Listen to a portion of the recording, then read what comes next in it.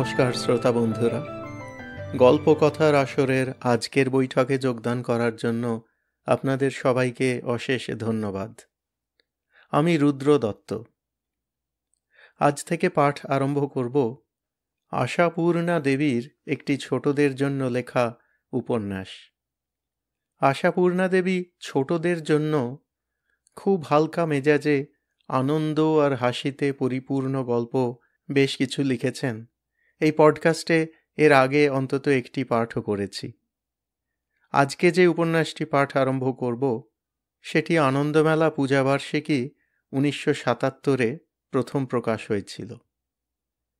আরম্ভ করছি আজকের পাঠ, আশাপূর্ণা দেবীর ছোটদের মজার উপন্যাস গজ উকিলের হত্যা রহস্য।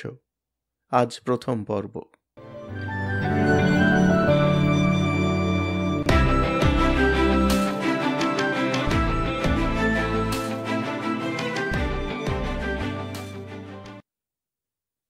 দুম করে একেবারে পাশের ফ্ল্যাটে এক ভয়াবহ খুন হয়ে যাওয়ায় গুপি মোক্তার যেন বেভুল হয়ে গেলেন। হওয়ারই কথা, ব্যাপারটা শুধু ভয়াবহই নয়, রোমহর্ষকও। গজপতি উকিলের লম্বা চওড়ায় দশাশয়ী চেহারাখানি পাড়ার মধ্যে একটি প্রসঙ্গ ছিল। সেই তাগড়াই লোকটাকে কিনা দিনে দুপুরে শুধু গলায় একখানা গামছা বেঁধে, যাকে বলে নিহত করে রেখে, কে বা কারা কে জানে তাঁর লোহার আলমারির লকার খুলে যথা সর্বস্ব নিয়ে হাওয়া হয়ে গেল, কেউ টের পেল না। একেবারে পাশের ফ্ল্যাটের গুপি মোক্তারও না, ভাবা যায়। তবু সেটাই শেষ কথা নয়, বেভুল হবার আরও কারণ আছে। ঘটনাটা যখন ঘটে ঠিক তার ঘণ্টা দুই আগে গুপি মোক্তার নিজের ফ্ল্যাট থেকে ও ফ্ল্যাটে গিয়ে দীর্ঘক্ষণ দাবা খেলে এসেছেন। আরও খেলতেন হয়তো, গজপতি তো ছাড়তেই চাইছিলেন না। আর একটা দান হয়ে যাক না বলে ফের বোড়ে ঘোড়া নৌকোমন্ত্রী নিয়ে সাজাতে বসছিলেন। কিন্তু এদিক থেকে গেনু পিসির ঘন ঘন ডাকাডাকি হাঁকাহাঁকিতে বাধ্য হয়ে উঠে আসতে হয়েছে গুপিবাবুকে। গেনু পিসি ছাড়া ত্রিভুবনে আর তো কেউ নেই গুপি মোক্তারের, তাই তাঁর শাসনেই চলতে হয় বেচারাকে, তাঁর হেফাজতেই থাকতে হয়। কাজেই গজপতি উকিলের মতো সকাল থেকে দুপুর আর দুপুর গড়িয়ে বিকেল অবধি দাবা খেলা গুপি মোক্তারের চলে না। একটু এদিক ওদিক হলেই প্রথমে চলে আসে চাকর মলয় কুসুম। গভীর গম্ভীর গলায় বলে, বাবু, ঠাকুমা তপ্ত হয়েছেন। মলয় কুসুমকে শুধু মলয় বলে ডাকলে সে বড়ই দুঃখিত হয়। পুরো নামটি বলে ডাকলেই ভালো হয়। তবে সবসময় কে আবার অত বড় নামটা ধরে ডাকে, ডাকা হয় না। তবে মলয় কুসুম যখন ঠাকুমার হয়ে ডাক পাড়তে আসে, তখন গুপি মোক্তার খুব আদরের গলায় বলেন, যাচ্ছি বাবা মলয় কুসুম, তুই পিসিকে বুঝিয়ে বাজিয়ে একটু ঠান্ডা করগে যা। বেশি তপ্ত হয়ে উঠলে ওনারই ক্ষতি, মাথা গরমের ব্যামো তো।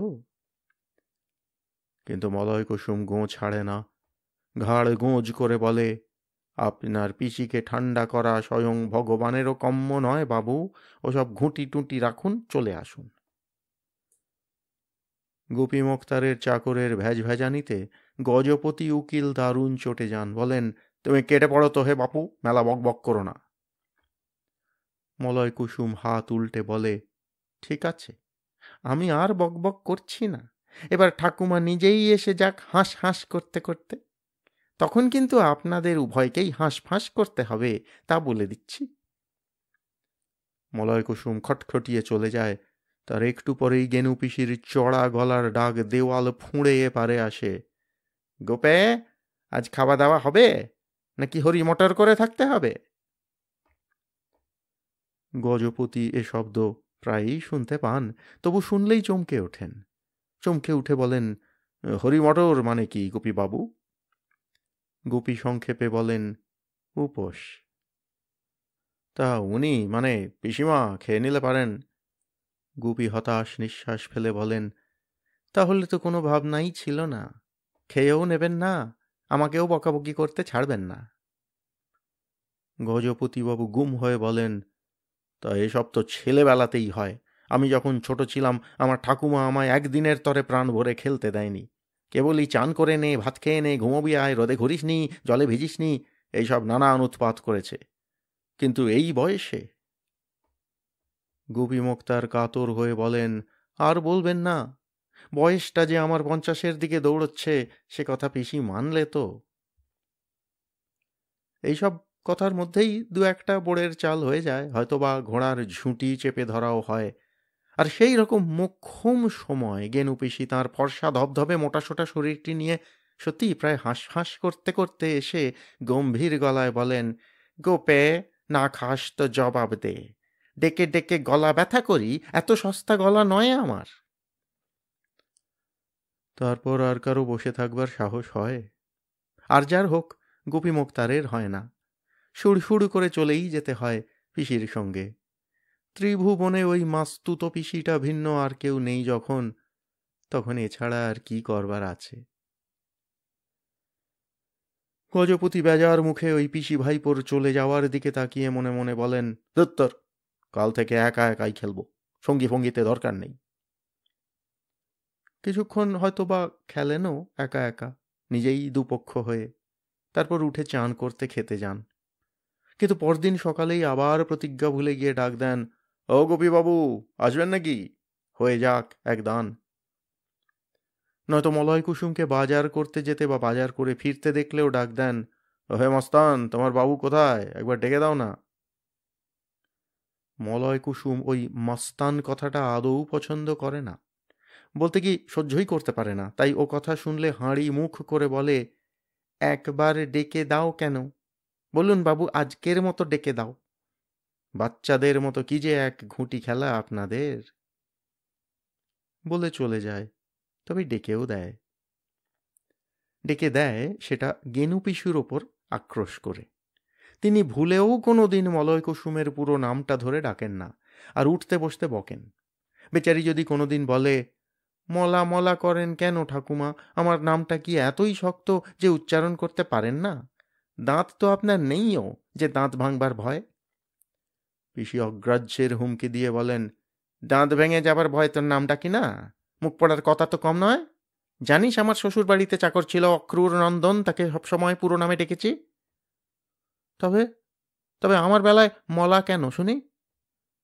গেনু পিসি গড়গড়িয়ে বলেন, সে আমার খোশে। বাবুর নাম গোপী আর চাকরের নাম মলয় কুসুম। ও রে আমার কে রে, কখনো বলবো না। মলা বলবো, ময়লা বলবো, ব্যাস। এই রাগেই মলয় কুসুম গুপিবাবুকে খেলতে যেতে ডেকে দেয়। দেরি হোক, ভোগুক বুড়ি।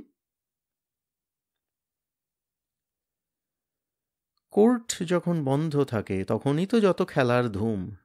উকিল মোক্তার দুজনেই তখন বেকার। এখন কি জন্যে যেন কদিন কোর্ট কাছারি বন্ধ যাচ্ছে, তাই খেলার ধুম বেড়েছে। সকালে খেলা, সন্ধেয় খেলা। কিন্তু এসব না হয় গুপিবাবুর দিকের কথা। কিন্তু গজপতিবাবুরও কি ত্রিসংসারে আর কেউ নেই? না না, তা নয়। গজপতিবাবুর সব আছে, স্ত্রী, পুত্র, কন্যা, জামাতা, আরও কারা সব। তবে তারা গজপতি উকিলের কাছে তো দূরের কথা, কাছাকাছিও থাকে না। মানে গজপতি রাখেন না। তিনি বলেন, ওইসব বউ ছেলে মেয়ে জামাই, এরা হচ্ছে টাকা পয়সা খরচা করিয়ে দেওয়ার রাজা, বুঝলেন গোপীবাবু? কাছে রাখলে আর রক্ষে ছিল? একটা পয়সা জমতো না। দূরে আছে তাই যা হোক 2-4 পয়সা রাখতে পারছি। ওরা দেশের বাড়িতে আছে। গুপি মোক্তার জানেন 2-4 পয়সা মানে হচ্ছে 2-10 হাজার টাকা, লক্ষও হতে পারে। বহুত টাকা জমিয়েছেন গজপতি। ব্যাংকে ট্যাঙ্কে রাখেন না, পাছে বউ ছেলে টের পেয়ে যায়। সব এই ফ্ল্যাটের মধ্যেই কোথায় না কোথায় গুঁজে লুকিয়ে রাখেন। তাই প্রাণ গেলেও সহজে এই ফ্ল্যাটটি ছেড়ে নড়েন না। নেহাত কোর্টে টোর্টে বেরোতে হলে দরজায় আংটা বসিয়ে 8টা 16টা লাগিয়ে যান। হঠাৎ হু হু করে যেন গলার মধ্যে কান্না উঠে এলো গুপি মোক্তারের। আর কখনো তালা লাগাবে না গজপতি উকিল। লোকটাকে যে এত ভালোবাসতেন তা জানতেন না গুপি মোক্তার। ঘটনাটা টের পেলেন গুপি মোক্তার বিকেলবেলা। পিসির তাড়নায় নে খেয়ে একটু ঘুমিয়ে পড়েছিলেন। হঠাৎ কিসের যেন গোলমালে ঘুমটা ভেঙে গেল। কি সেই গোলমাল? খুব কাছেই যেন। মনে হচ্ছে কারা সব আসছে যাচ্ছে, কি সব বলাবলি করছে। মলয় মলয় বলে হাঁক পাড়লেন, সাড়া পেলেন না। মনে পড়ল, মলয় তো কোনোদিনই দুপুরে বিকেলে বাড়ি থাকে না, ভাত খেয়ে উঠেই বেরিয়ে যায়, ফেরে সেই সন্ধ্যায়। স্থির হয়ে কান পাতলেন। মনে হলো শব্দটা যেন পাশের ফ্ল্যাটের দিক থেকে আসছে। গজপতি উকিলের বাড়ির লোকেরা, মানে ছেলে মেয়ে গিন্নি টিন্নি, হঠাৎ দেশের বাড়ি থেকে চলে এসেছে বুঝি, তারাই সব আসছে যাচ্ছে। কিন্তু তাই কি? ভারী ভারী বুটের শব্দ যেন। চেঁচিয়ে ডাকলেন, পিসি, পিসি। পিসিরও নো সাড়া। হঠাৎ ভয়ে বুকটা গুড়গুড় করে এলো গুপি মোক্তারের, পা দুটো কেঁপে গেল। আবার বসে পড়ে ডাকলেন, এক গেলাস জল। না, জলের গেলাসকে ভেবে ডাকেননি, তবে বারবার ওই রকম ডাকলেই তো চলে আসে সে, হয় পিসির হাতে নয় চাকরের হাতে। আজ কিন্তু এলো না। ওদিকে পাশের ফ্ল্যাট থেকে অনেক রকম গলার আওয়াজ আসছে, তার সঙ্গে ভারী ভারী জুতো পরা পায়ের আওয়াজ, আর ক্রমশ বিকেল গড়িয়ে সন্ধে হয়ে আসছে। গোপী মোক্তার কাঁপা কাঁপা বুক নিয়ে আবার শুয়ে পড়লেন, মাথা পর্যন্ত চাদর মুড়ি দিয়ে। নিশ্চয়ই কিছু দুর্ঘটনা ঘটে গেছে এই সময়টুকুর মধ্যে। কিন্তু কি হতে পারে? পিসি হারিয়ে গেছে? মলয় তাঁকে খুঁজতে গেছে? পাড়ার লোকে এসে জটলা করছে? কিন্তু তাই কি সম্ভব? বরং গোটা কলকাতা শহরটাই হারিয়ে যেতে পারে, কিন্তু পিসি, পিসি হারাবার পাত্রী নয়। তবে কি মলয়? আবার মনে পড়ে গেল, কিন্তু সে তো রোজই দুপুরে হারিয়ে যায়, সন্ধ্যা পার না করে ফেরে না। তাহলে তবে কি কোথাও চুরি টুরি? গজপতির বাড়িতে নয় তো? হুম, গজপতি তো তাহলে এতক্ষণে বুক চাপড়ে মাথা চাপড়ে পাড়া মাথায় করে তুলতেন। একবার পকেটমার হয়ে 3 টাকা 30 পয়সা হারিয়ে যাওয়ায় পাড়ার লোককে বোধহয় মাস 3 ধরে তিষ্ঠতে দেয়নি সেই দুঃখের কথা শুনিয়ে শুনিয়ে। এখন তো কই ওর গলার আওয়াজ শোনা যাচ্ছে না। তাহলে ওর কিছু নয়। তবে কি? কি? কি? হায়, অবোধ গোপী মোক্তার কি তখন স্বপ্নেও ভাবতে পেরেছেন গজপতি উকিলের গলার আওয়াজ গামছা মোড়া দিয়ে চিরকালের মতো বন্ধ করে দিয়ে গেছে দুর্বৃত্ত পাপিষ্ঠ খুনে গুন্ডারা? ওদিকে বুটের আওয়াজ সিঁড়িতে নামছে উঠছে, মনে হচ্ছে যেন লাঠিও ঠোকা হচ্ছে কোথাও। এই শীতের অবেলায় গলগলিয়ে ঘেমে উঠলেন গোপী মোক্তার, আর হঠাৎ জোরে চেঁচিয়ে উঠলেন, পেশি, মলয়, তোমরা সবাই মরে গেছো নাকি? এই চেঁচানিতে কাজ হলো। কোন দরজা দিয়ে যেন চলে এসে পিসি বলে উঠলেন, বালাই ষাট, সব্বাই মরবে কেন? মরেছে শুধু গজ উকিল।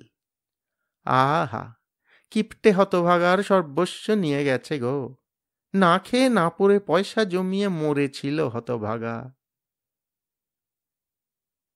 তবে তাই? গুপি মোক্তার থতমত খেয়ে বলেন, তা গজপতির চেঁচামেচি শুনছি না যে? গেনু পিসি কপালে হাত থাবড়ে বলেন, আমারে কপালে, তোর কি বুদ্ধি শুদ্ধি লোপ পেল গুপে? মরে গেলে কেউ চেঁচাতে পারে? বললাম না মরে গেছে গজ উকিল।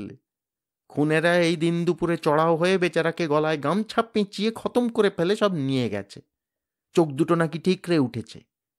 তাই বলি, গুলি নয়, বন্দুক নয়, ছোরা নয়, ছুরি নয়, শুধু একখানা গামছা দিয়ে মানুষ খুন। তবে আর মানুষ সাবধান হবে কিসে বল?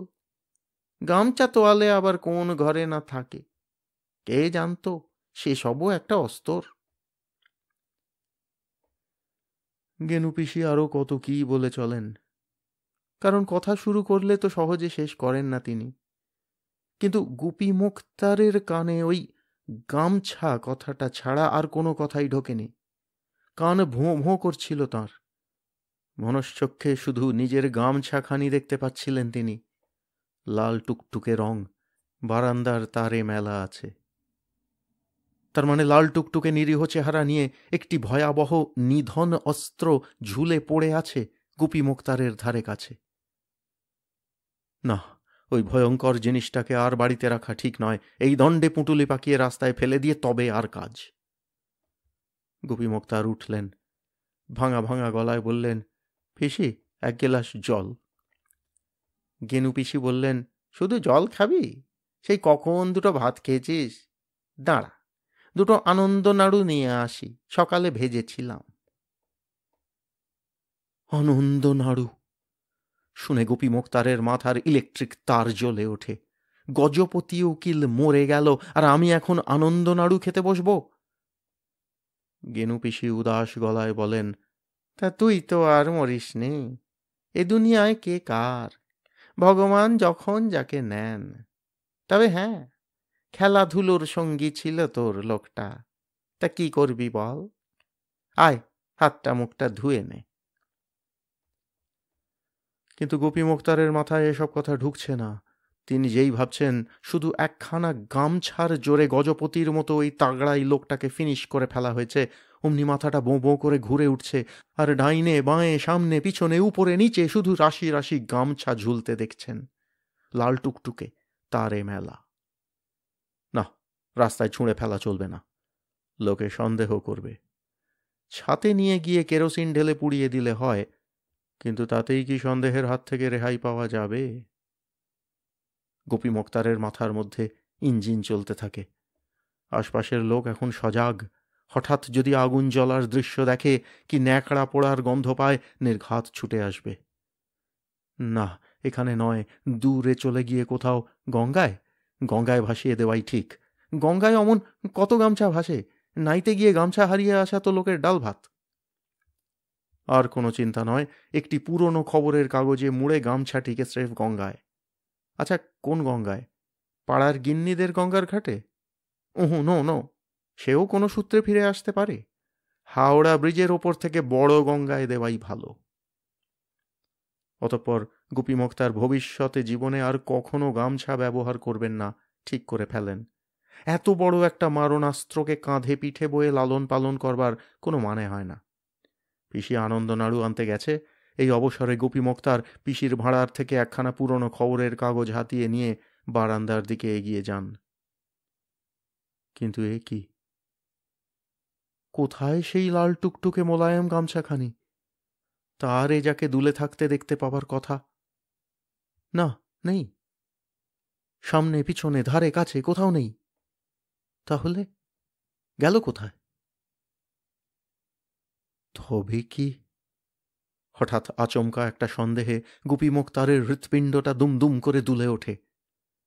দুর্বৃত্তরা আগে গুপি মোক্তারের বাড়িতেই এসে ঢোকেনি তো?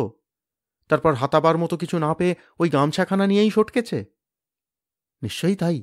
ওইটা নিয়ে গিয়ে হানা দিয়েছে গজপতি উকিলের বাড়ি। হয়তো বাসন কোসন জিনিসপত্র গামছাটায় বেঁধে নিয়ে যাবার মতলবে ছিল। তারপর শূন্য বাড়িতে একা গজপতিকে দেখে ভয়ঙ্কর হিংস্র ইচ্ছেটা জেগে উঠেছে তাদের। হ্যাঁ, একেবারে একা বাড়ি। একটা চাকরও রাখেন না গজপতি, নিজের সব কাজ নিজে করে নেন। মানে রাখতেন না, নিতেন। এখন তো গজপতিবাবু ভূত ভবিষ্যৎ বর্তমানের প্রথমটি হয়ে বসে আছেন। এখন তাঁর ব্যাপারে সবই তেন দিয়ে বলতে হবে। গোপী মোক্তার আর এক দুর্ভাবনায় পড়লেন। এরপর পুলিশি তদন্তে যদি প্রকাশিত হয়ে পড়ে গামছাটা গুপি মোক্তারের, আর হত্যাকাণ্ডের মাত্র 2 ঘন্টা আগেও গুপি মোক্তার নিহতের বাড়িতেই ছিলেন, তাহলে? গোপী মোক্তার আর ভাবতে পারেন না। শুধু এইটুকু ভাবেন, এখানে আর এক দণ্ডও তিষ্ঠনো নয়, চোঁচা পালাতে হবে। হ্যাঁ, পালাতেই হবে। শুধু পুলিশের সন্দেহের ভয়েই নয়, ওই ভয়ানক কাণ্ডটাও কারণ। জলজান্ত একটা লোক সত্যি সত্যি খুন হয়ে গেছে, কিছুক্ষণ আগেও, যার সঙ্গে দাবা খেলছিলেন গুপি মোক্তার। বাড়ি থেকে বেরোতে আসতে ওই 13 নম্বর ফ্ল্যাটটার সামনেটি দিয়ে ছাড়া তো গতি নেই। কোনো দিন বেরিয়ে ফিরতে কত রাত্রিরও তো হয়ে যায়। ওরে বাবা, সর্বনাশ, অসম্ভব। কে বলতে পারে ভূত হয়ে যাওয়া গজপতি খোনা গলায় ডেকে উঠবেন কিনা, এই যে গোপী, আসবে নাকি, একদান হয়ে যাক না। গোপী মোক্তার চারিদিক তাকালেন, দেখলেন দেয়ালের পেরেকে বাজারের থলিটা ঝুলছে। ফ্যাঁস করে টেনে নিলেন সেটা। তাড়াতাড়ি তার মধ্যে কিছু টাকা, একখানা ধুতি, একটা লুঙ্গি, একটা জামা আর টুথব্রাশটা ভরে নিয়ে বাথরুমের মধ্যে ঢুকে তার পিছনের দরজাটা খুলে জমাদার ওঠবার ঘোরানো লোহার সিঁড়ি দিয়ে নেমে গেলেন। বুকের মধ্যে ভারী বুট জুতোর শব্দ। যেখানে এসে পড়লেন সেখানটা এই মস্ত ফ্ল্যাট বাড়ির পিছন দিক। যত রাজ্যের বাথরুমের নর্দমার মুখ, সবখানে নোংরা জল থই থই করছে। জমাদারটা যে কিছু কাজ করে না তা বোঝাই যাচ্ছে। অন্য সময় হলে এরকম নোংরা জায়গায় পা দেবার কথা ভাবতেই পারতেন না গোপীবাবু, কিন্তু এখন তো আর মাথার ঠিক নেই। এখন শুধু চিন্তা কেউ না দেখতে পায়। ওই নোংরা গলিটা দিয়ে বেরোতে হলেও যে ঘুরে সামনের গেট দিয়েই বেরোতে হয়, গুপি মোক্তারের এটা জানা ছিল না। পা ডিঙিয়ে ডিঙিয়ে পাক দিয়ে বেরিয়ে এসেই দেখেন, ওরে বাবা, সামনে সাক্ষাৎ জম। গেটের সামনে পুলিশের সেই জাল ঘেরা কালো গাড়ি একখানি গম্ভীরভাবে দাঁড়িয়ে আছে। গুপি মোক্তার পিছু হটতে থাকেন। হোঠে হোঠে আবার সেই নোংরা গলিতে গিয়ে পড়েন। আর এখন গুপি মোক্তারকে ঠিক একটি পাকা চোরের মতো দেখতে লাগে, কারণ গুপি এখন পাঁচিল ডিঙোবার তাল করছেন। ছাদ থেকে নেমে আসা রেন ওয়াটার পাইপ বেয়ে খানিকটা উঠে গিয়ে প্রায় ঝাঁপিয়ে পাঁচিলের উপর গিয়ে পড়লেন গুপি। এখন ওদিকে নেমে যেতে হবে ঘষ্টে ছেঁচড়ে যে করে হোক। খুব বেশি উঁচু পাঁচিল নয়, এই যা। কিন্তু অন্য বিপদ আছে। পাঁচিলের মাথায় ভাঙা কাঁচের টুকরো পোঁতা। তার মানে ঘষ্টে নামতে গেলে জামা ছিঁড়বে, বুকের ছাল চামড়া ছিঁড়ে ওয়াড় হয়ে যাবে। কিন্তু গেলেই বাকি, পালাতে তো হবে। বেভুল হয়ে যাওয়া গুপি মোক্তারের এখন মাথার মধ্যে পিন ভাঙা গ্রামোফোন রেকর্ডের মতো ওই একটি কথাই বেজে চলেছে, পালাতে হবে। যেন ভূত হয়ে যাওয়া গজপতি উকিল তাকে তাড়া করেছে। যে থলিটায় কাপড় লুঙ্গি নিয়েছিলেন গুপি মোক্তার, সেটা কাঁধ থেকে নামিয়ে ওই ভাঙা কাঁচের খোঁচার উপর পেতে আস্তে পাঁচিলে বুক রেখে সাবধানে ওপারে নেমে পড়লেন। যদিও ধূপ করে একটা শব্দ হলো, আর বুকটাও কিছুটা জখম হলো, তবু হাত বাড়িয়ে থলিটা নিয়ে চটপট এগিয়ে গেলেন। ফ্ল্যাট বাড়ির পিছন দিকটায় যে একটা বস্তি আছে তা জানতেন না গুপিবাবু। তাকিয়ে দেখেনওনি কোনো দিন। এখন এর মধ্যে দিয়ে যেতে গিয়ে অবাক হলেন। অত ভালো ফ্ল্যাট বাড়িটার পিছন দিকটা এমন নোংরা গলি, পচা গন্ধ।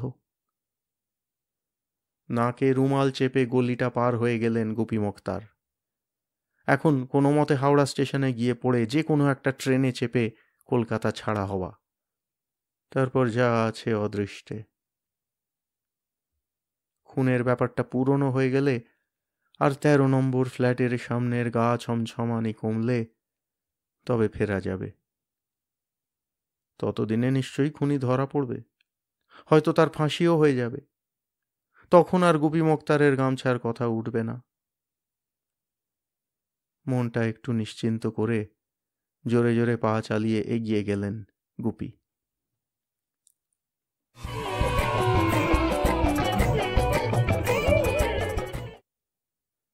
পাখি উড়ে গেল রে মদনা। বস্তির মধ্যে দাওয়ায় বসে ট্যাপা আর মদনা ভাঙা কলাই করা বাটিতে চা খেতে খেতে নিজেদের সুখ দুঃখের কথা বলা বলি করছিল। মানুষজন ভারী চালাক হয়ে গেছে আজকাল, বুঝলি। হয় পকেট গোড়ের মাঠ করে রেখে দেবে, নয় পকেটের ওপর যেন 100 জোড়া চোখের পাহারা বসিয়ে ঘুরবে। ভালো মতো একখানা পকেট কত দিন মারিনি বলতো। ট্যাপার আক্ষেপে মদনাও হতাশ হতাশ গলায় বলে, যা বলেছিস। পয়সা কড়িওয়ালা লোকগুলো যে কেন এত নিষ্ঠুর হয়। তোদের কত আছে, তবু পয়সার কি মায়া। আচ্ছা, আমাদেরও তো খেতে পড়তে হবে, নাকি হবে না? সেই তো, বাজার বড়ই খারাপ। টাকাওয়ালা লোকগুলোকে দেখলে এত হিংসে হয়। ট্যাপা বলল, তবে আবার টাকা থাকার বিপদও আছে রে। দেখলি তো চোখের সামনে আজ দিন দুপুরে খুন হয়ে গেল উকিল বাবুটা, টাকার জন্যই তো। তা বটে, শুনেছি নাকি হাড়কেপ্পন ছিল লোকটা, কষ্ট করে কাটিয়ে সব টাকা জমিয়েছিল। হাতে টাকা নিয়ে মানুষ যে কি করে কেপ্পন হয় রে মদনা। ট্যাপা নিঃশ্বাস ফেলে বলে, আমার যদি অনেক টাকা থাকতো তবে দেখিয়ে দিতাম খরচা করা কাকে বলে। কথার মাঝখানে হঠাৎ দুজনেরই চোখ কপালে ওঠে। কেও?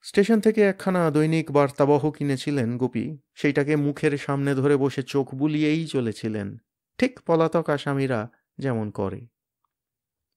গুপি মোক্তার আসামি না হলেও পলাতক তো বটে। অতএব পলাতকদের মনের মধ্যে যা হয় তাঁর মনের মধ্যেও তাই হচ্ছিল, যাতে অন্যেরা তাঁর মুখ দেখতে না পায় এবং তিনি অন্যদের মুখের ভাব দেখতে পান। তাই দেখতে পাচ্ছিলেন চিনে বাদাম খাওয়া ছেলে দুটো যেন কেবলই তাঁর দিকে যাকে বলে কটাক্ষপাত করছে, আবার নিজেদের মধ্যে কি যেন ইশারাও করছে। কারণ কি? ওদের গুপি জীবনেও চোখে দেখেননি। তবে ওরা কি তবে পুলিশের চর? আবার বুকের মধ্যে উথাল পাথাল করে উঠল। ভাবলেন সামনে যে স্টেশনটা পড়বে সেটাতেই নেমে পড়বেন। টুক করে একবার নেমে পড়েই ভিড়ে মিশে অন্য কামরায় উঠে পড়বেন। থলিটা বাগিয়ে ধরে অপেক্ষা করতে থাকলেন গুপি। ছেলে দুটো জানলার বাইরে মুখ রেখে চিনে বাদাম চিবোচ্ছে। ভালোই হয়েছে, এখন একটা স্টেশন এলে হয়। স্টেশন এলো, গাড়ি থামল। কিন্তু এমনি কপাল গুপি মোক্তারের যে হবিত হ কিনা বর্ধমান। তার মানে 1 ঘন্টা দাঁড়িয়ে থাকবে গাড়ি। কামরা শুদ্ধ লোক নেমে পড়ে খেতে ছুটবে। শুধু যে সীতাভোগ মিহিদানা তা নয়, হ্যাংলার মতো যা পাবে তাই গিলবে। মাটন কাটলেট, ফিশ চপ, ফুলকপির সিঙাড়া, খাস্তা কচুরি, আলু মটরের ঘুগনি, কলাই ডালের ফুলুরি, আরও কত কি। আশ্চর্যি বাবা, এত সব খেতে ইচ্ছে করে লোকের? করেই তো দেখা যাচ্ছে। ওসব জিনিস তো বটেই, কাঠের থালায় সাজানো পোকা ধরা ছোলা সেদ্ধগুলো পর্যন্ত ফিনিশ হয়ে যাচ্ছে। এমনকি তাতে গোঁজা কাঁচা লঙ্কাগুলো এবং পাকা পাকা পাতিলেবুর টুকরোগুলো পর্যন্ত। বাবা, কি পেটুক সব! প্ল্যাটফর্ম শুদ্ধ লোক সবাই যেন এক একটি বক রাক্ষস। কথাটা ভাবতে গিয়েই কিন্তু তাঁর নিজেরই পেটের মধ্যে একটি বক রাক্ষস সব খাই করে ওঠে। তাঁরও সব কিছুই খেতে ইচ্ছে করে হাউ হাউ করে। সেই গতকাল দুপুরে পিসির ডাকাডাকিতে খেলা ছেড়ে উঠে এসে ভাত খেয়েছিলেন, তারপর থেকে স্রেফ 2-1 ভাঁড় চায়ের উপর আছেন। রাত্রে ওয়েটিং রুমের একটা বেঞ্চে শুয়ে থেকেছেন আর পেটে হাত বুলিয়ে বুলিয়ে পেটের জ্বালা নিবারণ করেছেন। হাতের কড়ি খরচা করে খেয়ে নিলে তো চলবে না, এখন দূরে পালাতে হবে তো। হায় হায়, আনন্দ নাড়ু কটা যদি এই থলিটায় ফেলে নিয়ে চলে আসতেন। আচ্ছা, গুপিকে হঠাৎ হাওয়া হতে দেখে পিসি কি ভাববে? পিসিও হঠাৎ সন্দেহ করে বসবে না তো গুপিকে? না, সে অসম্ভব। কিন্তু এ কি জ্বালা হলো আমার! নিঃশ্বাস ফেলে ভাবলেন গুপি মোক্তার, কোনো দোষে দোষী নই, অথচ খুনে গুন্ডার মতো ভয় ভয় পালিয়ে বেড়াচ্ছি। তবে কি ফিরেই যাব? ভাবতেই গায়ে কাঁটা দিয়ে উঠল। ওরে বাবা, গেলে তো সেই 13 নম্বর ফ্ল্যাটের সামনে দিয়ে। থলিটি বাগিয়ে প্ল্যাটফর্মে নেমে পড়ে 50 পয়সা খরচ করে 1 পাতা ছোলা সেদ্ধ কিনলেন গুপি, আর 25 পয়সায় 1 ভাঁড় চা। তবু যাক, পুরো টাকাটা গেল না। গাড়ি এখন অনেকক্ষণ থেমে থাকবে। গুপি নিশ্চিন্ত হয়ে একটু সরে গিয়ে চায়ের ভাঁড়ে চুমুক দিতে দিতে ছোলা সেদ্ধ চিবোতে লাগলেন। মন্দ লাগছে না। বড় হয়ে গিয়ে পর্যন্ত এ জিনিস তো কই আর খেয়েছেন বলে মনে পড়ছে না। না, বেশ তোফাই লাগছে। তাছাড়া আরও একটা সুবিধে, এই পোকা পোকা গন্ধ। ছেলেবেলায় গুপির বাবা যাকে ঘোড়ার ছোলা বলতেন, ছোলা সেদ্ধ 1 পেট খেয়ে থাকলে নির্ঘাত 3টি বেলা আর কিছু খেতে হবে না। পেট ভার থাকবে, কামড়াতেও পারে। তার মানে অন্তত আর 3 বেলা পয়সা খরচ নেই। ছোলা শেষ হলে নুন ঝালের পাতাটা চেটে চেটে সাফ করছিলেন গুপি, হঠাৎ দেখলেন চোখের সামনে দিয়ে গদাই লস্কর চালে ট্রেনটা বেরিয়ে গেল। সেরেছে। এখন উপায়? দুর্গাপুরের টিকিটটা গুপিবাবুর পকেটে পড়ে রইল, আর ওকে না নিয়ে ট্রেনটা দিব্যি বেরিয়ে গেল। গুপিবাবু ফ্যাল ফ্যাল করে তাকিয়ে ভাবলেন, পৃথিবীটাই বিশ্বাসঘাতক। নইলে গাড়ি একটা জড় পদার্থ, সেও এরকম বিশ্বাসঘাতকতা করে বসে। কিন্তু গাড়ি কি জড় পদার্থ? গুপি মোক্তার ভুরু কোঁচকালেন, ভুরুর সঙ্গে নাকও। ভাবলেন, গাড়িকে কি করেই বা জড় পদার্থ বলা যায়? গাড়ি চলে, রীতিমতো চলে। বিশেষ করে রেলগাড়ি চলে বললে কিছুই বলা হয় না, ছোটে। তাছাড়া ফোঁস ফোঁস করে নিঃশ্বাস ফেলে, কু করে ডাকে এবং কোর্টের বিপিনবাবুর মতো গলগলিয়ে ধোঁয়াও ছাড়ে নাক মুখ দিয়ে। তবে না, রেলগাড়ি জড় পদার্থ নয়। আর সেই জন্যেই এরকম বিশ্বাসঘাতকতা করে বসল। একটুক্ষণ গুম হয়ে বসে থেকে গুপি মোক্তারের হঠাৎ দিব্যদৃষ্টি খুলে গেল। আচ্ছা, আমার কাছে দুর্গাপুরই বা কি আর বর্ধমানই বা কি? কোনোখানেই তো কেউ নেই আমার। তবে এখানেই থেকে যাই, তাই ভালো। হ্যাঁ, বেশি ভালো। এখানে কিছুতেই আর সেই চিনেবাদাম খাওয়া ছেলে দুটোর প্যাট প্যাটে চোখ দেখতে হবে না। ভারী আরাম বোধ করে প্ল্যাটফর্ম থেকে বেরিয়ে শহরের দিকে হাঁটতে লাগলেন গুপি। আর একবার পিসির কথা মনে পড়ল। বুড়ি বোধহয় কান্নাকাটি করছে। যাকগে, কি আর করা, মলয় কুসুম রয়েছে, এই যা ভরসা।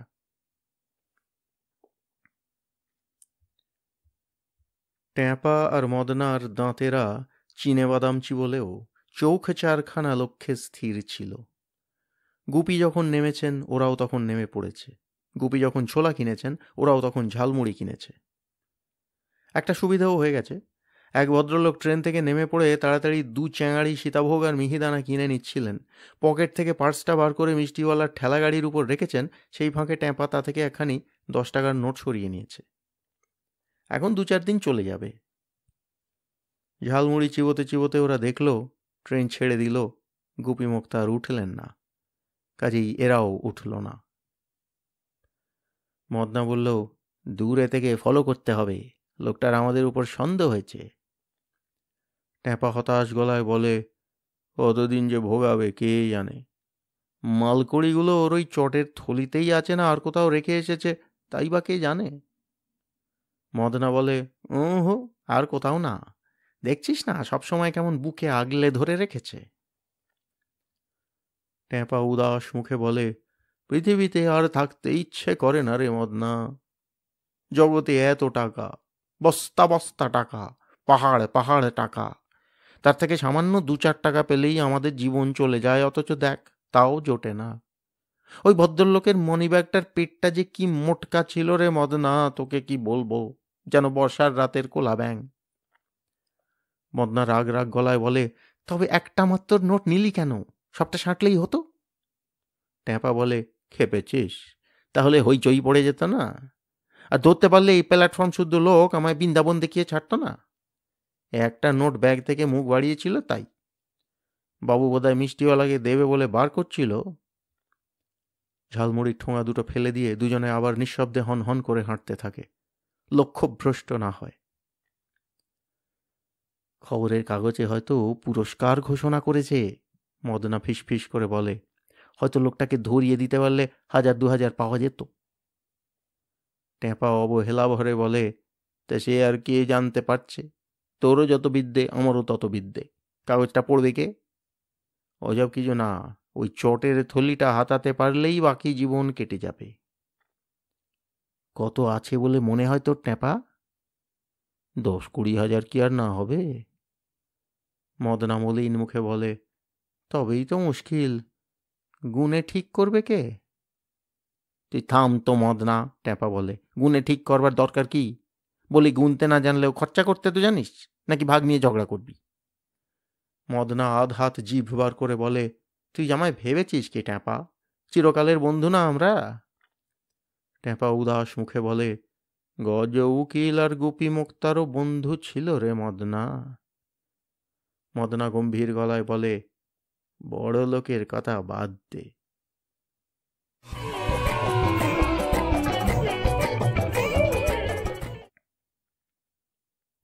গেনু পিসিও ঠিক তখন ওই কথাটাই বলছিলেন।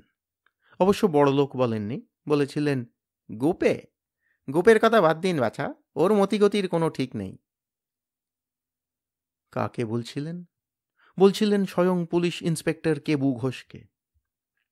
গুপি মোক্তারের ভয় তো আর মিথ্যে নয়, পুলিশ তো আগে তাঁর বাড়িতে এসেই জেরা করেছে।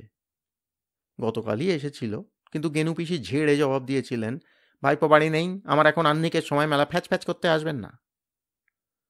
তবু ফ্যাচ ফ্যাচ করেছিল সে। তা তিনি গেছেন কোথায়? গেনু পিসি রেগে টং হয়ে বলেছিলেন, কোথায় যাচ্ছে তাই যদি বলে যাবে তো আমার এত জ্বালা কেন বাছা? সাধারণত কোথায় যান? গেনু পিসি কড়া গলায় বলেন, তার কোনো ঠিক আছে? যেদিন যেখানে ইচ্ছে যায়। তা ফেরেন কখন? বলি, তারই কোনো ঠিক আছে? গেনু পিসি হাঁড়ি মুখে বলেন, এখনকার ছেলেপুলে এক দণ্ড বাড়ি থাকতে চায়, যতক্ষণ পারে বাড়ি ছাড়া হয়ে থাকাই একালের ছেলেপুলের স্বভাব।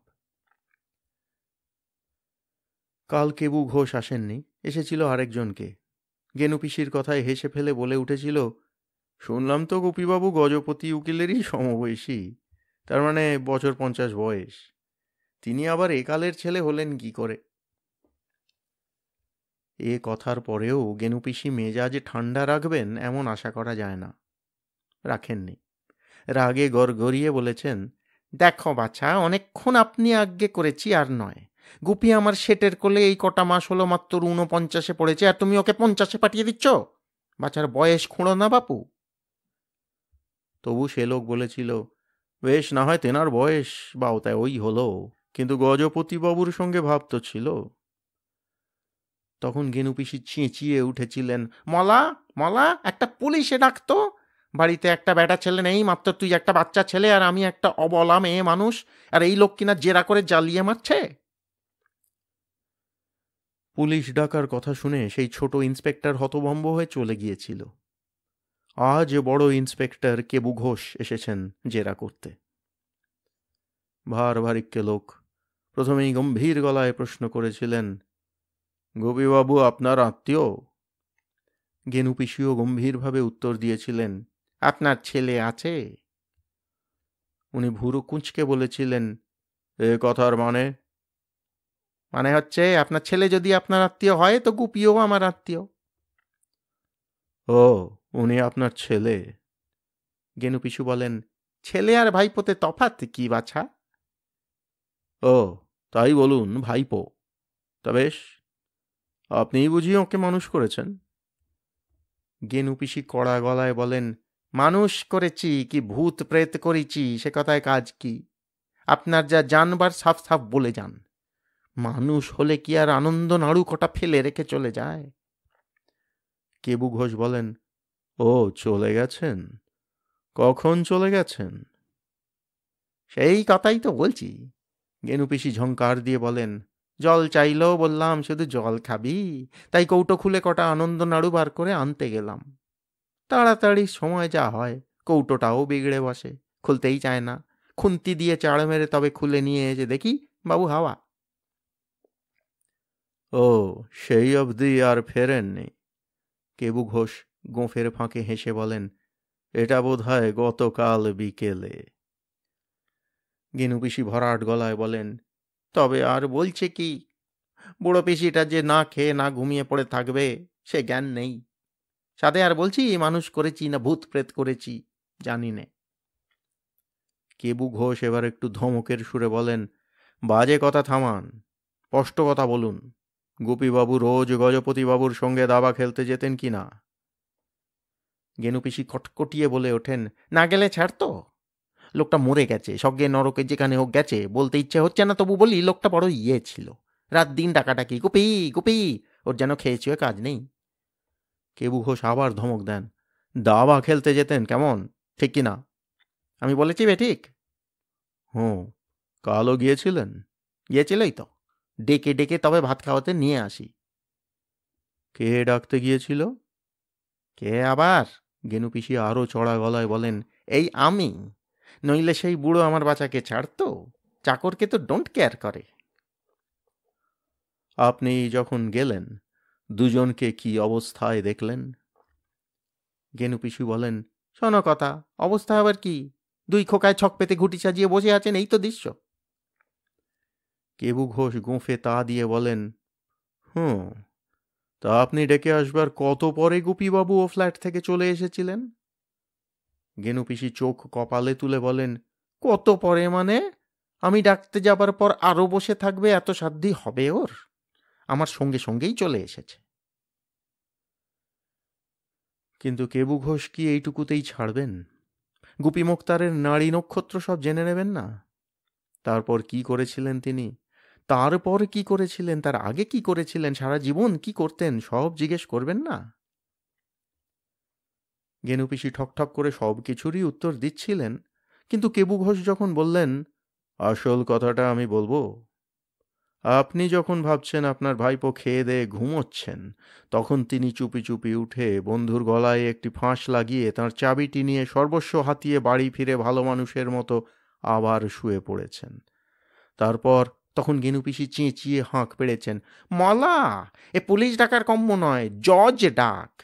হ্যাঁ, বলে কিনা গুপি আমার খুন করে এসে আবার ভালো মানুষের মতো। ওরে মলা, জজ না পাস, কোনোখান থেকে একটা মন্ত্রী মান্ত্রা ডেকে আন, এ অত্যাচার আর সহ্য হচ্ছে না। ওরে বাবারে বাছা, আমার শোকে তাপে বেভুল হয়ে নিরুদ্দেশ হয়ে গেল, আর বলে কিনা সেই খুন করেছে। ও মা গো! এমন চিৎকার করে কাঁদতে শুরু করলেন গেনুবালা যে পাড়ার লোক ছুটে এলো। দেখে শুনে কেবু ঘোষ তখনকার মতো বিদায় নিলেন। বাইরে এসে অবশ্য আবার মলয় কুসুমকে ধরেছিলেন। নাম কি তোমার? মলয় টান টান হয়ে উত্তর দিল, শ্রী মলয় কুসুম দাস রায়। এখানে কি করো? কি না করি সেটাই বরং জিজ্ঞেস করুন। সোজা করে জবাব দাও। কেবু ঘোষ ধমক দিয়ে বলেন, পাশের ফ্ল্যাটে কাল একটা খুন হয়েছে তা জানো? আজ্ঞে সন্ধেবেলা বেরিয়ে ফিরে জানলাম। কেবু ঘোষ আরও ধমকে বলেন, কোথায় বেড়াতে গিয়েছিলে? মলয় কুসুম মাথা চুলকে বলে, আজ্ঞে পুরনো পাড়ায় তাস খেলতে। এসে তোমার বাবুকে দেখেছিলে? আজ্ঞে না। তার মানে খুনের পর তিনি ফেরার হয়েছেন? মলয় কুসুম ডাইনে বাঁয়ে দুদিকে মাথা হেলিয়ে বলে, আজ্ঞে হিসেব মতো তাই দাঁড়াচ্ছে। তোমার কি সন্দেহ হচ্ছে না খুনটা উনিই করেছেন? মলয় কুসুম আধ হাত জিভ বার করে বলে, খেপেছেন? বাবু করবেন মানুষ খুন? বলে একটা মশা ছাড় পোকাকে খুন করার দরকার হলে মাঝরাত্রিরে আমায় ডাক পাড়ে। কেবু ঘোষ গোঁফ ঝুলিয়ে বলেন, হুঁ, তুমিও একটি ঘুঘু। বাড়ি কোথায়? আগে যেখানেই থাকি সেটাই বাড়ি। প্যার বাজে কথা। দেশের বাড়ি কোথায়? মলয় কুসুম মনমরা গলায় বলে, আজ্ঞে সে শুনলে আপনার হাসি পাবে, গাঁয়ের নাম বেদড়া পাড়া। কেবু ঘোষ কষ্টে হাসি চেপে বলেন, ঠিক নাম। তো সে দেশে তোমার এমন বাহারি নামটি কে রাখল? মলয় কুসুম এখন তার 1 ফুট লম্বা চুল ঝাঁকিয়ে বলে, "হুঁ, সেখানে এই নাম, তাহলেই হয়েছে। এ আমার নিজের সৃষ্টি করা নাম। মা বাপ তো নাম রেখেছিল পচা। বাহ, বাহ, বেশ। তা বাপু, তোমার বাবু কোথায় যেতে পারে তোমার ধারণা? মলয় কুসুম গম্ভীর গলায় বলে, ধারণার কথা বলতে নেই সাহেব, ভুল হয়। এত চালাক চালাক কথা বলেও রেহাই পেল না বেচারা মলয় কুসুম। তাকে থানায় ধরে নিয়ে গেল। বাবুকে যখন পাওয়া যাচ্ছে না, চাকরকেই ধরা যাক। শুধু ওকেই নয়, এই ফ্ল্যাট বাড়ির অনেককেই ধরপাকড় করা হলো। আস্ত একটা মানুষ খুন হওয়া তো চারটিখানি কথা নয়। মলয়কে ধরে নিয়ে গেল দেখে গেনু পিসি হাত পা ছড়িয়ে কাঁদতে বসলেন। আর কি করবার আছে? অথচ বস্তিতে ট্যাঁপার মা আর মদনার ঠাকুমা মুখে তালা চাবি লাগিয়ে বসে আছে। ছেলে হারিয়ে গেছে সে কথাটি বলছে না।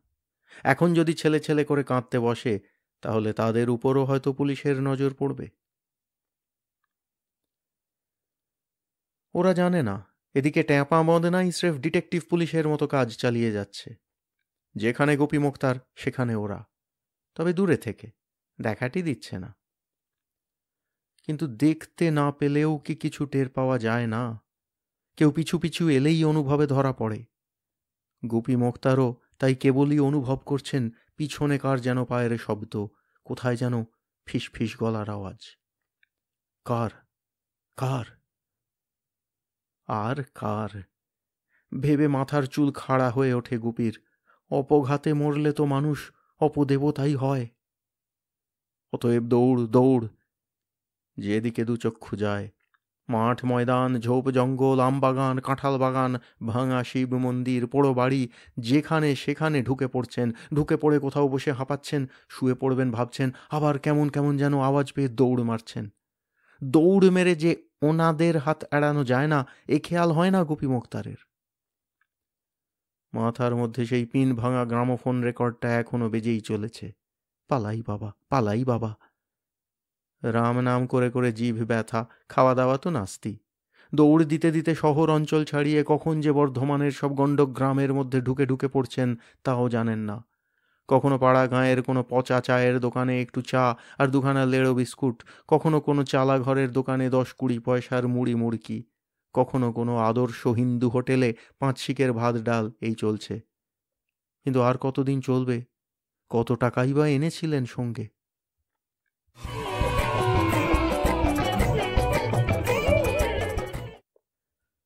এদিকে ট্যাপা আর মদনা কাহিল হয়ে পড়ছে। ট্যাপা বলে, আর তো পারা যাচ্ছে না মদনা। ওই বেঁটে বুড়ো যে এত দৌড় মারতে পারে, তাকে জানতো? মদনা বলে, যা বলেছিস ট্যাপা, হয়রান হয়ে যাচ্ছি। যেইভাবেই বুড়ো বোধহয় এইবার চান করতে যাবে কি একটু ঘুমোবে, সেই দেখি চোঁ চোঁ দৌড় মারছে। না খেয়ে না ঘুমিয়ে আর কত ঘুরে মরবো? তাপ, না খাওয়া না দাওয়াই বলতে হয়। সেই 10টা টাকা হাপিস করে ফেলার পর ওরা আর একদিন সোনাথলি গ্রামের এক হাটে ঘোরাঘুরি করে একটা মুগ কড়াইয়ের ব্যাপারীর তবিল থেকে কিছু হাতিয়েছিল, তাতেই চলছে এতদিন। কিন্তু তাকে কি আর চলা বলে? সেও সেই গুপি মোক্তারের মতোই, কোনোদিন মুড়ি চিঁড়ে, কোনোদিন বা পাইস হোটেল। সুবিধের মধ্যে ওই হাটেই সেদিন হাত সাফাই করে দুজনে দুটো লুঙ্গি বাগিয়েছে, তাই চান করে নেবার সুবিধে হচ্ছে, নইলে চানই হচ্ছিল না প্রায়। 5-7 দিন পরে পরে প্যান্ট শার্ট সমেত পুকুরে ডুব দিয়ে কি রাস্তার ধারে টিউবওয়েলে মাথা ভিজিয়ে ভিজে জামা প্যান্ট পরেই ঘুরে ঘুরে গায়ে শুকিয়ে নিয়েছে। এখন তবু অসুবিধেটা ঘুচেছে। ট্যাপা বলে, আচ্ছা মদনা, এই যে আমরা না বলিয়া পরের দ্রব্যি তুলে নিচ্ছি, এতে কি আমাদের পাপ হচ্ছে না? মদনা বলে, হলে হবে, কি করা যাবে? খেতে পড়তে তো হবে। ওই হাটের লোকগুলো যে 3 টাকার জিনিস 10 টাকায় বেচছে, তাতে বুঝি পাপ হচ্ছে না? হচ্ছে না কি আর, হচ্ছে। ভগবান টের পাচ্ছে। তা ভগবান যদি টের পায় তো বুঝবে আমাদের অবস্থাটা কি। ট্যাপা একটু গুম হয়ে বলে, আচ্ছা আমরা কেন ঘুরে মরছি বল দেখি? ওই হত্যাকারী বুড়োকে ধরবার জন্য আর ওর হাতের থলিটার জন্য। আর কেন? তোর কি মনে হয় ওতে সত্যি অনেক টাকা আছে? না থাকলে আর এমন করে বুকে আগলে পালিয়ে বেড়াচ্ছে? ট্যাপা আবার একটু গুম হয়ে থেকে বলে, তবে বুড়ো এতটা কষ্ট করছে কেন? টাকা ভাঙিয়ে ভাঙিয়ে খাচ্ছে না কেন? মদনা পকেটের চিরুনিটা বার করে জোরে জোরে চুল আঁচড়াতে আঁচড়াতে বলে, আহা, এটা বুঝিস না, ওসব হচ্ছে 100 টাকা 1000 টাকার নোট, যেখানে সেখানে ভাঙাতে গেলে হঠাৎ ধরা পড়ে যেতে পারে। নির্যস্ত ওর নামে পুলিশের হুলিয়া বেরিয়েছে। ট্যাপাও চিরুনিটা বার করে। ভাগ্যিস সবসময় পকেটে চিরুনি রাখা অভ্যেস, তাই এক কথায় বাড়ি থেকে বেরিয়ে এসেও মাথাটা রক্ষে হচ্ছে, নইলে আবার হয়তো দুখানা চিরুনিও বাণিজ্য করতে হতো। বরং পেটে ভাত না পড়লে চলে, কিন্তু মাথায় চিরুনি না পড়লে তো আর চলে না। চুলে চিরুনি চালাতে চালাতে ট্যাপা বলে, আর এভাবে ওঁত পেতে পেতে বেড়ানো যাচ্ছে না মন্দা, বুঝলি? এবার কোনো ঝোপে ঝাড়ে কি কোণে খাঁজে দুজনে মিলে বুড়োর ওপর ঝাঁপিয়ে পড়ে থলিটা কেড়ে নিয়ে শটকান দেওয়া যাক। হত্যাকারীকে আর ধরে কাজ নেই, অনেক ঝামেলা। মদনা বলে, মন্দে বলিস নি, সত্যিই আর পারা যাচ্ছে না। ভাঙা মন্দির কি পোড়ো বাড়ি দেখলেই বুড়ো খানিক খানিক আশ্রয় নেয় দেখেছি। তা দেখেছি, কেড়ে নেওয়াটা কিছু না, তবে কাটতে গেলে চিনে ফেলবে এই ভাবনা। পাড়ার লোক তো, আমরা এতদিন পাড়ায় নেই, কি জানে আমাদের নামেও হুলিয়া বেরিয়েছে কি না। মদনা একটা নিঃশ্বাস ফেলে বলে, ঠাকুমা বুড়ি কেঁদে কেঁদে মরেই গেল কিনা কে জানে। তোর মাও। ট্যাপা আরও গভীর নিঃশ্বাস ফেলে বলে, আমার মার কথা বাদ দে, সৎ মা তো, সে তো বলে অমন ছেলে থাকার চেয়ে যাওয়াই ভালো। মদনা দুঃখ দুঃখ গলায় বলে, সে কথা ঠাকমাও বলে। একবার যদি অনেক টাকা পেতাম রে, পৃথিবীকে দেখিয়ে দিতাম আমরাও কত ভালো ছেলে হতে পারি। সেই তো। ট্যাপা চিরুনিটা ফের পকেটে রেখে দিয়ে প্যান্টে হাত মুছতে মুছতে বলে, আমিও তো তাই ভাবি। ওই ঝাঁপিয়ে পড়াই ঠিক। ভেবে দেখছি বুড়ো আমাদের চিনে ফেললেও ধরিয়ে দিতে পারবে না। কার টাকা কে নিচ্ছে বল? এটা চুরিও না, ডাকাতিও নয়, বাটপাড়ি। হ্যাঁ হ্যাঁ হ্যাঁ, তাই তো, এটা খেয়াল ছিল না। দুই বন্ধুতে অনেক দিন পরে গলা খুলে হাসতে থাকে। হাসির পর দুজনেই আবার পরামর্শ করে, আচ্ছা তারা যদি ওই চোরাই টাকাটা নিজেরা না নিয়ে টাকা ফাঁকা শুদ্ধ স্রেফ আসামিটাকে বেঁধে নিয়ে গিয়ে পুলিশের হাতে ধরে দেয়, পুরস্কার টুরস্কার পাবে না? এমনকি পুলিশে একটা চাকরিও পেতে পারে। এ তো প্রায় ডিটেকটিভের মতনই কাজ হচ্ছে। ভেবে খুবই উৎসাহ পায় দুজনে। বেশ খানিকক্ষণ ওই কথা নিয়েই চালায়, কিন্তু ট্যাপা হঠাৎ দীর্ঘ নিঃশ্বাস ফেলে বলে, আমাদের কি আর এই জগতে কেউ বিশ্বাস করবে রে? আমরা যে পকেট মার। মদনা রেগে উঠে বলে, বাহ, এরপর তো আমরা ভালো হয়ে যাব। ট্যাপা মলিন গলায় বলে, হলেও আসল কথা, জীবনের গোড়া থেকেই ভালো হতে হয়, বুঝলি? একবার খারাপ হলে পরে কেউ আর তাদের বিশ্বাস করতে চায় না। মদনা মাথা ঝুঁকিয়ে বলে, ইস, গোড়া থেকে আমরা যদি পকেট মার না হয়ে বাজারের মুটে হতাম। অনেকক্ষণ চুপচাপ বসে থাকে, তারপর হঠাৎ উঠে পড়ে বলে, তা হোক, ওকে ধরে নিয়ে গিয়ে পুলিশের হাতে সমর্পণ করে দিয়ে নিজেরাও আত্মসমর্পণ করব, যা থাকে কপালে। চল চল, বুড়োটা আবার না চোখ ছাড়া হয়ে যায়। একটু আগে ওই পুকুরটার ধারে দেখেছি, এতক্ষণে বোধহয় চান হয়ে গেল। হয়নি, চান করে আবার বুড়ো সূর্যিমুখ হয়ে পুজো করে। ঠিক আছে, চল পা চালিয়ে একেবারে ক্যাঁক করে ধরে ফেলিয়ে। এখনো আছে তাহলে? তা সত্যি, পুজোর অভ্যেসটা বজায় রেখেছেন গুপি মোক্তার। ওটা বরাবরের অভ্যাস। বাড়িতে ঠাকুরের ছবিতে ফুল দেন। মাঝে মাঝে মন কেমন করে, ভাবেন কেন এমন বোকার মতো ঘুরে মরছি, বাড়ি ফিরে যাই। কিন্তু ভাবলেই আতঙ্ক আসে। মনে হয় 13 নম্বর ফ্ল্যাটটাই যেন গলায় গামছা জড়িয়ে গোল গোল দুটো চোখ ঠিকরে তাকিয়ে বসে আছে। কাজেই এলোমেলোভাবে আরও গভীর গণ্ড গ্রামের মধ্যে ঢুকে পড়েন।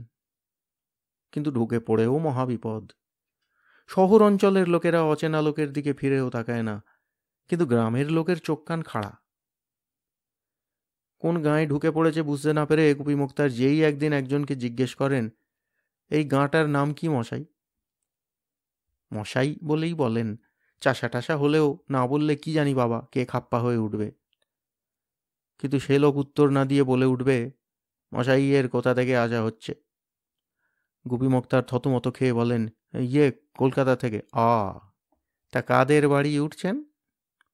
গুপি আরও বিপদগ্রস্ত হয়ে বলেন, কারুর বাড়ি উঠিনি, মানে সামান্য কাজে এসেছি, আজই চলে যাব। তা কি কাজে আসা হয়েছে? গুপি এবার রাগ দেখিয়ে বলেন, তাতে আপনার দরকার?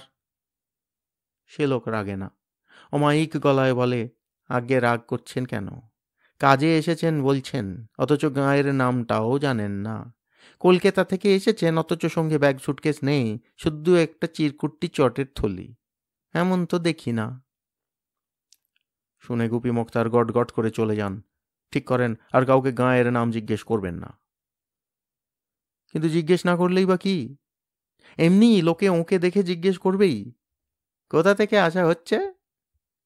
গুপি মোক্তার এখন আর কলকাতা বলেন না, চালাকি করে বলেন, বর্ধমান থেকে। এখানে কোথায় উঠেছেন? ওই ওদিকে হলদে মতো বাড়িটায়।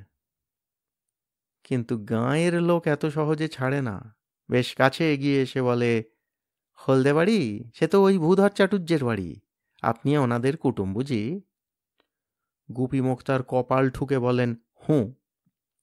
ও, তা নাম কি মশাইয়ের? গুপি মোক্তার যা ইচ্ছে একটা বানিয়ে বলেন, মুকুন্দ মুখুজ্জে। ও, তা কি কাজে আসা হয়েছে? আপনার তাতে কি কাজ? বলে হনহন করে চলে যান বটে গুপি, কিন্তু ভয়ে বুক কাঁপে। এক্ষুনি তো লোকটা ওই ভূধর্নাকার বাড়িতে খোঁজ নিতে যাবে। কাজেই আবার পলায়ন। যেদিকে দু চোখ যায়, ঝোপ জঙ্গল ডিঙিয়ে ভাঙা ভাঙা বাড়ির পাশ দিয়ে, মজা পুকুরের পাড় দিয়ে। কিন্তু আবার তো কোনো লোকালয়ে গিয়ে পড়তেই হবে, যেখানে অন্তত দু একটা দোকান টোকান আছে। খেতে তো হবে কিছু। তো তাতেও রক্ষে নেই। চায়ের দোকানের সামনে গিয়ে দাঁড়ালেও চাওয়ালা বলে উঠবে, মশাই কোথা থেকে আসতেছেন? কোনোদিন তো দেখি নাই এদিকে। গুপি মোক্তার রেগে বলেন, আগের দেখা না হলে চা পাওয়া যাবে না?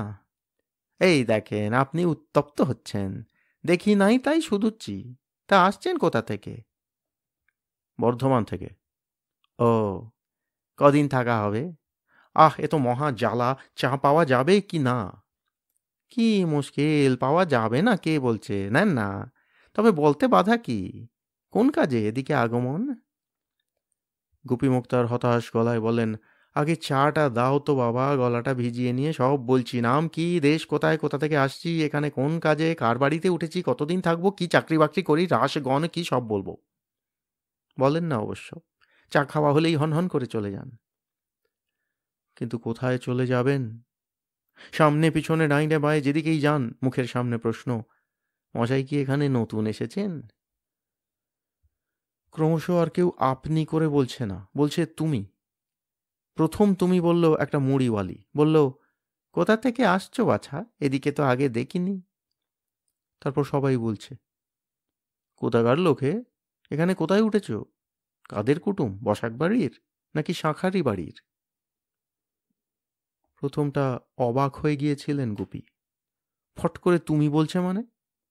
ক্রমে বুঝতেন এখন আর তাকে বাবু ভদ্রলোক মনে হচ্ছে না। তেল না মেখে, চুল রুক্ষু, নাপিতের অভাবে খোঁচা খোঁচা দাড়ি গোঁফ, না খেয়ে খেয়ে রোগা হাড়গিলে চেহারা, আর বর্ধমানের রাঙামাটির গুণে কাপড় জামা প্রায় গেরুয়া। একদিন একটা ছোট্ট মুদির দোকান থেকে 10 পয়সা দিয়ে এক টুকরো সাবান কিনে নিয়ে জামাটা কাপড়টা পুকুরে কেচে নিয়েছিলেন। তাতে আরও লালচে মেরে গেল। পুকুরের জলটাও লালচে ছিল বোধহয়। বুঝেছেন, বাবু বলবার চেহারা আর নেই এখন। আর তাই তুমি শুনলে চমকে ওঠেন না, বরং নিজেই কারুকে দেখলে আপনি মশাই বলেন। বলেন, ও মশাই শুনুন, আমার নাম হচ্ছে গোবর্ধন গড়াই, বাড়ি 5 পাড়া, বয়স 70, কাজকর্ম কিছু করি না। যখন যা মুখে আসে বলেন। কখনো বলেন, নাম চরণ দাস চাকলাদার, বাড়ি করঞ্জিল, এখানে কোনো কাজে আসিনি, শুধু বেড়াতে এসেছি। কখনো ভজহরি সরখেল, কখনো জগদ্দল জানা, কখনো তপন তফাদার, বাড়ি কখনো পাটুলি, কখনো বীরভদ্রপুর, কখনো হাড়মাশাড়া, বয়স কখনো 32, কখনো 47, কখনো 70। হঠাৎ বলে বলে ওঠেন, আগে থেকেই বলে রাখছি মশাই, আমার নাম অমুক। লোকে ক্রমশ পাগল ভাবতে শুরু করেছে। একদিন কোনো গ্রামের এক ছোট্ট পানের দোকানে ঝোলানো 3.5 ইঞ্চি আরশিতে নিজের মুখ দেখে তো হাঁটাই 3.5 ইঞ্চিতে পৌঁছে যায় বাড়তে বাড়তে, আরশিতে আর ধরে না। এ মুখ কার? গুপি মোক্তারের? পাগল নাকি? মনে হয় কোনো সাধু সন্ন্যাসীর। চুলেতে দাড়িতে গোঁফেতে কিম্ভূত কিমাকার। হাঁ বোঝার পর গুপি মোক্তারের মনে হলো সাধু হয়ে গেলেও মন্দ হতো না। পিসি হয়তো একটু কাঁদবে, তারপর ভুলেও যাবে। সত্যি মানুষই তো সাধু হয়। ভাবলেন, কিন্তু সাধু হতে হলে কি করতে হয় জানা নেই বলেই সাধু হওয়া যায় না। শুধু দাড়ি গোঁফ আরও বাড়তে থাকে, হাড় চামড়া আরও শুকোতে থাকে। সাধু হননি, তবু হঠাৎ একদিন একটা বুড়ো লোক দুম করে পথের মাঝখানে একটা পেন নাম ঠুকে বলে ওঠে, বাবা ঠাকুর গো, আমার ছাগলটা হঠাৎ পাগল হয়ে গেছে, একটু মন্তর পড়ে দাও বাবা ঠাকুর। ছাগলটা পাগল হয়ে গেছে? গুপি মোক্তার ইহজীবনে এমন কথা শুনেছেন কখনো? তাই বলে না উঠে পারেন না, কে পাগল হয়ে গেছে, তোমার ছাগলটা না তুমি নিজে? বুড়ো এতে লজ্জা পায় না, হাউমাউ করে বলে ওঠে, তা সে এক প্রকার তাই, আমার বড় আদরের ছাগল বাবা ঠাকুর, কত দিন থেকে পালতেছি। কাল রাতেও বেশ ছিল, সকালে উঠে দেখি মাথা চালতেছে আর পা ঠুকছে। ভয় ভয় বেঁধে রেখেছি, তা যেন খুঁটি উপড়ে ছুটে পাইলে যেতে চাইছে। চলো না বাবা ঠাকুর, একটু মন্তর টন্তর পড়ে দাও। হতভম্ব গুপি বলে ওঠেন, আমি মন্তর পড়ব? আমি মন্তরের কি জানি? বুড়ো এতে টলবে নাকি? সে হঠাৎ মাটিতে হুমড়ে পড়ে 2 হাতে গুপির পা জড়িয়ে ধরে কাঁদো কাঁদো হয়ে বলে, ছলনা করলি চলবে নি বাবা, তোমায় আমি দেখেই চিনেছি। সাধু সন্ত লোক, তোমরা কি না জানো, একটা ফুঁ দিয়েও রোগ ব্যামো সাইরে দিতে পারো। চলো বাবা ঠাকুর, গরিবের কুঁড়ে একবার পায়ের ধুলো দেবে চলো। আর ছাগলটারে? এ তো ভালো জ্বালা। গুপি মোক্তার রেগে বলেন, বলছি আমি মন্তর ফন্তর জানি না, কিন্তু কে শোনে সে কথা? বুড়ো না ছোড়ে বান্দা, মন্তর যদি খরচা নাও করেন তো পাগল হয়ে যাওয়া ছাগলটার মাথায় একটু চরণ ধুলি দিতে চলুন, আর এই অভাগার ঘরে আজকের দিনটা একটু সেবা লাগান। সেবা? সেবা মানে? ওহ! কথাটা শুনে হঠাৎ কানটা জুড়িয়ে যায় গুপি মোক্তারের। সেবা মানে তো ভোজন, মানে সাধু সন্ন্যাসীর ভোজন, তার মানে চর্বচস্য আহার। গরু ছাগল ইত্যাদি পালে যখন, তখন অন্তত দুধ ক্ষীর দই ছানা তো দেবেই। গুপি মনের আহ্লাদ চেপে গম্ভীর মুখে বলেন, বেশ, চলো দেখি কি হয়েছে তোমার ছাগলের। ঝোপঝাড় ভেঙে সরু সরু পথ ধরে খানিকটা হেঁটে গিয়ে দেখেন ডনডনে রোদে একটা বাঁশের খুঁটির সঙ্গে একটা ছাগল বাঁধা রয়েছে, আর সেটা ব্যয় ব্যয় করে পরিত্রাহি চেঁচাচ্ছে। গুপি মোক্তার বলে ওঠেন, এত রোদে বেঁধে রেখেছো কেন ওকে? আঁকে বাবা ঠাকুর, কেষ্টর আমার কাল থেকে জোর সর্দি, তাই ওকে রোদে বেঁধে রেখেছি। রোদেই তো খেলে বেড়ায়। খেলে বেড়ায় সে আলাদা, বেঁধে রেখেছো কি বলে? যাও একটু জল নিয়ে এসো চটপট। ছুটে গিয়ে এক কলসি জল নিয়ে আসে বুড়ো। গুপি মোক্তার তা থেকে খানিকটা করে জল নিয়ে নিয়ে বুড়োর সাধের কেষ্টর মাথায় ছিটিয়ে ছিটিয়ে দেন, আর কলসি থেকে ঢেলে ঢেলে খেতেও দেন একটু। চিৎকার থামান কেষ্টবাবু, যাও বাঁধন খুলে ঘাস টাস খেতে দাও। বুড়ো গদগদ গলায় বলে, কেষ্ট আমার ঘাস খেতে ভালোবাসে না ঠাকুর, দুধ ভাত খায়। তবে তাই দাও। এখন বুড়োর বুড়ি বেরিয়ে এসে গুপি মোক্তারের পায়ের উপর পড়ে প্রণাম করে তারপরে বড় এক বাটি দুধ ভাত নিয়ে এসে কেষ্টর মুখে ধরে। কেষ্ট 1 মিনিটে সেটা সাবাড় করে। বুড়ো এক গাল হেসে বলে, তবে নাকি মন্তর জানো না বাবা ঠাকুর? আমার সঙ্গে চালাকি করতেছিলে, এখন একটু সেবা হোক আজ্ঞে। তা সেবা ভালোই হলো। বাটি ভর্তি ক্ষীর, পাথরের খোরা ভর্তি দই, চিঁড়ে মুড়কি, মর্তমান কলা আর কাঁচাগোল্লা সন্দেশ। কতকাল এসব জিনিস খাওয়া তো দূরের কথা, চোখেও দেখেননি গোপী মোক্তার। খেয়ে দে এখন যেন ঘুমে চোখ ভেঙে আসছে। যা খাওয়ালে বাবা, একটু তো শুতে হয়, বললেন গোপী মোক্তার।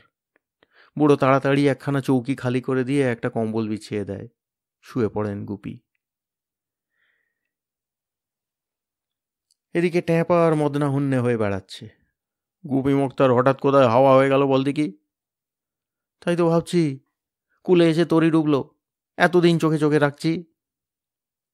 ইস, আরো আগেই ধরে ফেললে হতো। আচ্ছা, কোন দিকে যেতে পারে? তাই তো ভাবছি রে। এদিক ওদিক ঘুরতে ঘুরতে দুই বন্ধুতে সম্পূর্ণ অন্যদিকে চলে যায়। খিদে পেটের মধ্যে ইঞ্জিন চলছে। এদিকটা বেশ লোকালয়, 2-1টা পাকা বাড়িও রয়েছে। মদনা বলল, এই বাড়িটায় ঢুকে পড়ে কিছু খেতে চাইলে কেমন হয়? ধরে ঠ্যাঙানি দেবে। আহা, অতিথি নারায়ণ না? আমাদের দিকে নারায়ণ মনে হচ্ছে নাকি? মদনা বলে, বলেই দেখা যাক না, মারতে এলে পালাবো। ট্যাপা বলে, চল তবে, খিদে তো পেটের মধ্যে শেয়াল ডাকছে। তাহলে যা থাকে কপালে। হ্যাঁ? মদনা দুহাত জোড় করে চোখ বুজে বলে, জয় মা কালী কলকাতা ওয়ালি। তারপর এগিয়ে যায় ওই বাড়িটার দিকে। গ্রামের বাড়িটাড়িতে বাইরের দরজা, মানে সদর দরজা, কলকাতা শহরের মতো সবসময় বন্ধ থাকে না, তাই কড়া নেড়ে ডাকাও যায় না। বাড়ির বাইরে একটা বেড়ার দরজা, সহজেই সেটা ঠেলে ঢুকে পড়া যায়। ঢুকে পড়লে একটা মেটে উঠোন, তার ধারে ধারে সারি দিয়ে অনেক গাঁদা গাছ, তুলসী গাছ। মদনা সাহস করে আগে ঢুকে পড়ে গলা খুলে ডাক দেয়, বাড়িতে কে আছেন? টেপা গলা নামিয়ে বলে, মদনা, যা করছিস নিজের দায়িত্বে করছিস তা মনে রাখিস, আমি কিন্তু বেগতিক দেখলেই টেনে লম্বা দেবো। মদনা ভারী মুখে বলে, দিস, তারপর কিন্তু বলিস নি মদনা, যা পেয়েছিস ভাগ দে। টেপা শুনে রেগে আগুন হয়ে বলে, আমি অমন হ্যাংলা নই, যা পাবি একাই খাস। মদনা আরও ভারী মুখে বলে, তা তো বলবি, মনে জানছিস এখন খেতে পাবার মধ্যে পাবো পিটন চণ্ডী, তাই একা খেতে বলছিস কেমন? এ কথায় টেপা আরও রেগে গিয়ে কি যেন বলতে গিয়েই থমকে তাকায়। তারপরই হঠাৎ মদনার কাঁধটা খিমচে ধরে আর্তনাদ করে ওঠে, মদনা! মদনা এর কারণটা বুঝতে না পেরে বাড়িটার এদিক ওদিক তাকায়। হঠাৎ চোখ পড়ে দোতলার ঘরের সামনের জানলায়। সঙ্গে সঙ্গে সেও ট্যাপা বলে আরও আর্তনাদ করে হঠাৎ উল্টো মুখ হয়ে পাঁই পাঁই করে দৌড়তে থাকে। দৌড়চ্ছে তো দৌড়চ্ছে, দিক বিদিক জ্ঞান নেই। দুজনের মুখে একই শব্দ, ভূপ ভূপ ভূপ। ছুটতে ছুটতে ঘাম ছুটে যায়। খালি পেট কুঁকড়ে গিয়ে মোচড় শুরু করে, পা টনটনিয়ে ওঠে, তবু ছুটছে।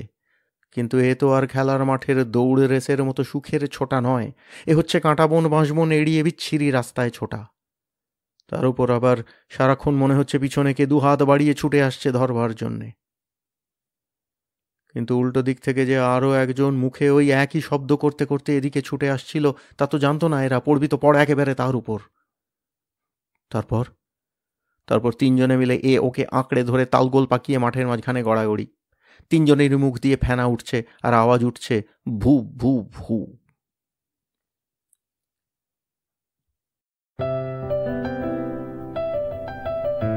আপনাদের মতামত আমাদের জানাতে ভুলবেন না কিন্তু শ্রোতা বন্ধুরা। আমাদের ওয়েবসাইট golpokothar.asor.org GOLPOKOTHARASOR.org।